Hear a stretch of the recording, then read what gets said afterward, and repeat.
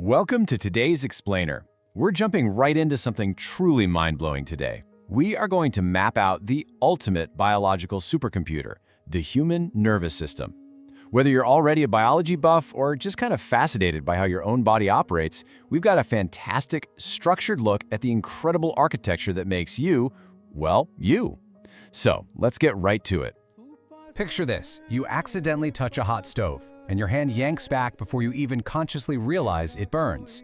Or think about the fact that you're currently processing my words, watching the screen, and maybe even wondering what you're going to have for lunch, all at the exact same time. How do human thoughts and physical reactions travel at such literal lightning speed? Well, that's exactly the mystery we're unraveling today based on our source material. Here is our roadmap for the explainer. First, we'll meet your neural hardware. Second, the spark, nerve impulses. Third, the command center, CNS. Fourth, the outer network, PNS. And we'll wrap up with reflexes and clinical realities. Part 1. Meet your neural hardware. The undeniable star of the show here is the neuron.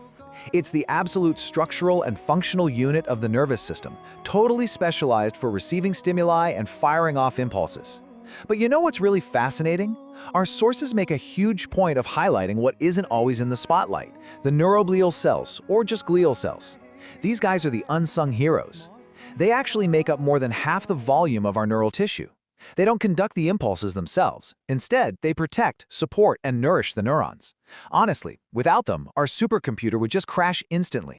So what does a neuron actually look like? Let's trace a signal's path. It all starts at the dendrites. You could think of these highly branched structures like little antennas catching incoming signals. That signal then moves into the cell body, or cyton, which holds the nucleus and acts as the cell's metabolic center. Right inside the cytoplasm there, you'll find Nissel's granules. These are essentially vital protein synthesis factories. From the cell body, the signal shoots down the axon, which is a long single process conducting the impulse away, until it finally reaches the terminal branches called synaptic knobs. And these little knobs are packed with tiny vesicles holding chemical messengers known as neurotransmitters.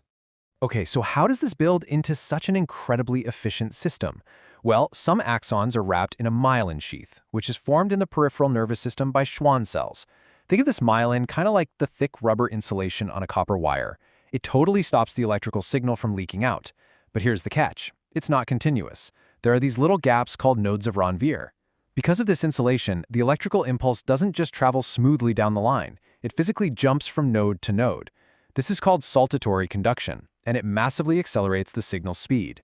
It is literally the biological equivalent of taking the express train instead of the local. Which brings us to part 2, the spark, nerve impulses. The electricity in your body is actually chemical.